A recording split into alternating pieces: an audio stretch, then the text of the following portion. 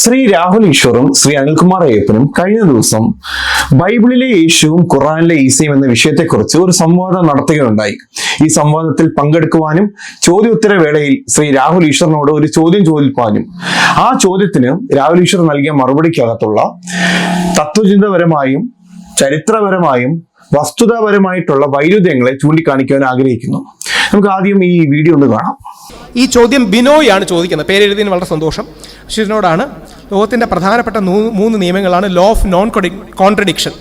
അതിൻ്റെ നേർവിപരീതമായ 2 ക്ലെയിമിന് ഒരേ സമയം ശരിയാകാൻ സാധിക്കുകയുമില്ല. ഉദാഹരണത്തിൽ യേശു ക്രൂശിക്കപ്പെട്ടു എന്നുള്ളതും ക്രൂശിക്കപ്പെട്ടില്ല എന്നുള്ളതും ചരിത്രത്തിലെ ഫാക്റ്റിനെ നിഷേധിക്കുകയാണ്. എനിക്ക് തോന്നുന്നു ബിനോയുടെ അഭിപ്രായത്തോട് ഞാൻ യോജിക്കുകയാണ്. എൻ്റെ അഭിപ്രായത്തിൽ ഫാക്റ്റ് ക്രൂശിക്കപ്പെട്ടു എന്നുള്ളതാണ്. അത് മറ്റൊരു രീതിയിൽ വേറൊരാൾ വ്യാഖ്യാനിക്കുകയാണ് എന്നുള്ളതാണ് എൻ്റെ അതിലെ പൊസിഷൻ. ഈ ചോദ്യത്തിൽ മാത്രമല്ല, ഈ ഡിബേറ്റിന്റെ ആദ്യം മുതൽ രാഹുൽ ഈശ്വർ ചെയ്യുന്ന വലിയൊരു വൈരുദ്ധ്യമാണ് വസ്തുത എന്ന വാക്കും വ്യാഖ്യാനം എന്ന വാക്കിനെയും തമ്മിൽ മാറ്റി ഉപയോഗിക്കുക. ഇതിന് നമ്മളൊരു ഇക്വിവൊക്കേഷൻ എന്ന ലോജിക്കൽ ഫാലസി നമ്മൾ പറയും. അതായത് ഒന്നുകിൽ 2 അർത്ഥങ്ങളുള്ള ഒരേ വാക്കിനെ അതിന്റെ അർത്ഥങ്ങൾ മാറ്റി ഉപയോഗിക്കുക, അല്ലെങ്കിൽ 2 അർത്ഥമുള്ള 2 വാക്കുകളെ അങ്ങോട്ടും ഇങ്ങോട്ടും മാറ്റി ഉപയോഗിക്കുന്നതിനെ നമ്മൾ വിളിക്കുന്ന പേരാണ് ഫാലസി ഓഫ് ഇക്വിവൊക്കേഷൻ. ഇതാണ് ഇവിടെ നമ്മുടെ പ്രിയപ്പെട്ട രാഹുൽ ഈശ്വർ ചെയ്യുന്നത്. കാരണം വസ്തുതകളല്ല വ്യാഖ്യാനം. ഉദാഹരണത്തിന് ഗാന്ധിയെ ഗോഡ്സെ കൊന്നു എന്നുള്ളത് വസ്തുതയാണ്. എന്നാൽ ഗാന്ധിയെ വധിച്ചത് നല്ലതിനാണോ അതോ മോശമായ ഒരു കാര്യമാണോ എന്നുള്ളത് വ്യാഖ്യാനങ്ങളാകാം.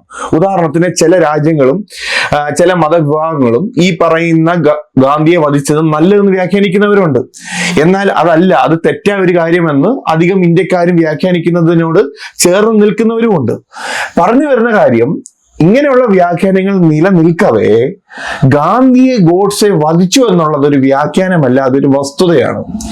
ഈ യേശുക്രിസ്തുവിന്റെ ക്രൂശീകരണമായിട്ട് വരുമ്പോൾ ബൈബിളിൽ കാണിക്കുന്ന അല്ലെങ്കിൽ ബൈബിളിൽ പറയുന്ന അല്ലെങ്കിൽ ചരിത്രം രേഖപ്പെടുത്തുന്ന യേശുക്രിസ്തു ക്രൂശീകരിക്കപ്പെട്ട ക്രിസ്തുവാണ്. എന്നാൽ ഖുറാനിൽ കാണിക്കുന്ന ഈസാ നബി ക്രൂശീകരിക്കപ്പെടാത്തൊരു ഈസാ നബിയാണ്. അപ്പൊ ഞാൻ ഇതേത്തോടെ ചോദ്യം ചോദിക്കുമ്പോൾ ആദ്യം പറയുന്ന ഒരു കാര്യമാണ് ലോജിക്കിന്റെ 3 നിയമങ്ങൾ. ഒന്നാമത്തെ നിയമമാണ് ലോ ഓഫ് ഐഡന്റിറ്റി, രണ്ടാമത്തത് ലോ ഓഫ് നോൺ കോൺട്രഡിക്ഷൻ, മൂന്നാമത്തത് ലോ ഓഫ് എക്സ്ക്ലൂഡഡ് മിഡിൽ. അതിനകത്ത് രണ്ടാമത്തെ നിയമമായ ലോ ഓഫ് നോൺ കോൺട്രഡിക്ഷൻ പഠിപ്പിക്കുന്ന ഒരു കാര്യമാണ് നേർ വിപരീതമായിട്ടുള്ള 2 സ്റ്റേറ്റ്മെന്റുകൾക്ക് അല്ലെങ്കിൽ 2 വാദങ്ങൾക്ക് ഒരേ സമയം സത്യമായിരിക്കാൻ കഴിയുകയില്ല. ഉദാഹരണത്തിന് ഗാന്ധിയെ ഗോഡ്സെ വധിച്ചു എന്നുള്ളതും വധിച്ചില്ല എന്നുള്ള 2 സ്റ്റേറ്റ്മെന്റുകൾക്ക് ഒരേ സമയം സത്യമായിരിക്കാൻ കഴിയുകയില്ല. ഒന്നെങ്കിൽ വധിച്ചു, ഇല്ലെങ്കിൽ വധിച്ചിട്ടില്ല. അതേ ലോജിക്ക് നമ്മളിവിടെ അപ്ലൈ ചെയ്യുകയാണെങ്കിൽ ഒന്നെങ്കിൽ യേശുക്രിസ്തു ക്രൂശീകരിക്കപ്പെട്ടു, ഇല്ലെങ്കിൽ യേശുക്രിസ്തു ക്രൂശീകരിക്കപ്പെട്ടിട്ടില്ല. ഇത് വ്യാഖ്യാനങ്ങളല്ല, ഇതിലേതോ ഒന്ന് മാത്രമാണ് വസ്തുത.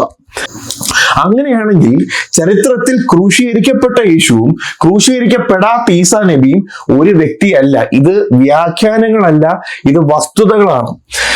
അതുകൊണ്ടാണ് അജ്ഞേയവാദിയായ ബാർട്ട് എർമാൻ പോലും താൻ എഴുതിയ പുസ്തകങ്ങളായ the Jesus exist, the historical Jesus തുടങ്ങിയ പുസ്തകങ്ങൾക്കകത്ത് അദ്ദേഹം പ്രതിപാദിക്കുന്ന ഒരു കാര്യമാണ്, യേശുക്രിസ്തു ദൈവമാണോ അല്ലേ എന്നുള്ള കാര്യത്തിൽ നമുക്ക് സംസാരങ്ങളാകാം. യേശുക്രിസ്തു അത്ഭുതങ്ങൾ ചെയ്തോ ഇല്ലേ എന്നുള്ള കാര്യങ്ങൾക്ക് നമുക്ക് ഡിസ്കഷൻസ് ആകാം. പക്ഷേ യേശുക്രിസ്തു ക്രൂശീകരിക്കപ്പെട്ടു എന്നുള്ളതിൻ്റെ അകത്ത് നമുക്കൊരു ചോദ്യങ്ങൾക്കപ്പുറമായിട്ടുള്ള അതീതമായിട്ടുള്ള ഒരു ചരിത്രപരമായ വസ്തുതയാണെന്നാണ് അദ്ദേഹം അവിടെ വാദിക്കുന്ന ഒരു കാര്യം. തീർന്നില്ല. ക്രൈസ്തവരല്ലാത്ത ക്രൈസ്തവ വിശ്വാസത്തെ എതിർത്തിരുന്ന യഹൂദ ചരിത്രകാരനായ ജോസീഫസും റോമൻ ചരിത്രകാരനായ ടാസിറ്റസ് പോലും ഇവർക്ക് ഇതിനെ അനുകൂലിക്കേണ്ട ഒരു കാരണമില്ലാതിരുന്നിട്ടും ചരിത്രരേഖയിൽ വ്യക്തവും കൃത്യവുമായി യേശുക്രിസ്തു ക്രൂശീകരിക്കപ്പെട്ടു എന്ന് രേഖപ്പെടുത്തിയിട്ടുണ്ടെങ്കിൽ എല്ലാ രേഖകളും ചേർത്ത് വെച്ച് ഒരു ചരിത്രകാരന്റെ വീക്ഷണത്തോടു കൂടി ഒരു അനുമാനത്തിലേക്ക് എത്തുമ്പം നിസ്സംശയം പറയാൻ കഴിയുന്ന ഒരു ചരിത്രപരമായ വസ്തുതയാണ് യേശുക്രിസ്തു ക്രൂശീകരിക്കപ്പെട്ടു എന്നുള്ളത്. ഈ ചരിത്രപരമായ വസ്തുതയെ അല്ലെങ്കിൽ ഈ വസ്തുത നടന്നിട്ടില്ല എന്ന് വ്യാഖ്യാനിക്കുന്ന ഒരു യേശുവും അത് സാക്ഷാൽ യേശുക്രിസ്തു അല്ല. അതിനെ നമുക്ക് രാഹുൽ ഈശ്വറിന്റെ ഭാഷയിൽ വ്യാഖ്യാനങ്ങൾ എന്ന് വേണമെങ്കിൽ പറയാം. പക്ഷേ ചരിത്രപരമായ വസ്തുതകൾക്ക് വിപരീതമായ വ്യാഖ്യാനങ്ങൾ ഒരിക്കലും വസ്തുതകളായി മാറത്തില്ല. ഇനി രസകരമായ കാര്യം, ഈ വീഡിയോയ്ക്ക് അകത്ത് തന്നെ രാഹുൽ ഈശ്വർ പറയുന്നുണ്ട് താൻ യേശുക്രിസ്തു മരിച്ചു അടക്കപ്പെട്ട് ഉയർത്തെഴുന്നേറ്റു സാക്ഷാൽ ദൈവമാണെന്ന് വിശ്വസിക്കുന്നുണ്ടെന്ന്.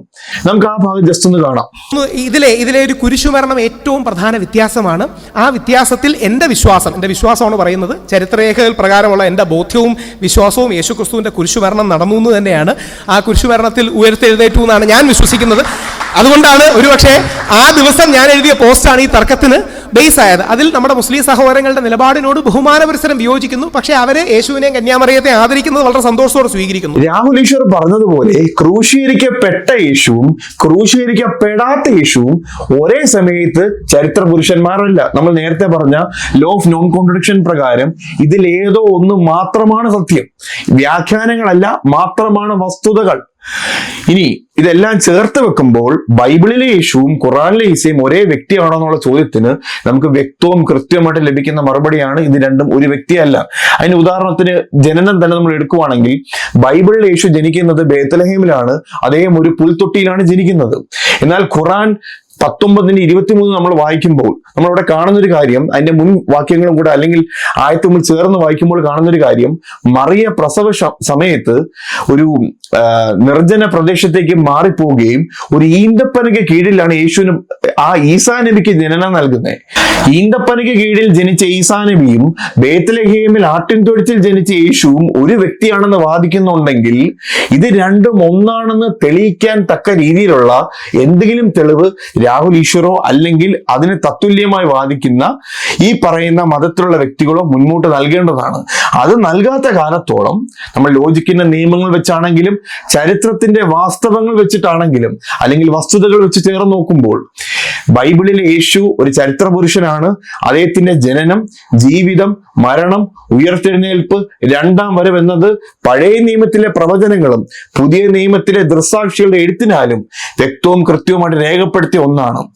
എന്നാൽ നമ്മൾ ഖുറാനിൽ കാണുന്ന ഈസാ നബി ഈ പറയുന്ന ചരിത്ര രേഖയ്ക്കും ചരിത്രത്തിലെ വസ്തുതകൾക്ക് വിപരീതമായിട്ടുള്ള പല സ്റ്റേറ്റ്മെന്റുകളും അതോടൊപ്പം തന്നെ തിയോളജിക്കൽ ഡിഫറൻസസ് ഉണ്ട്.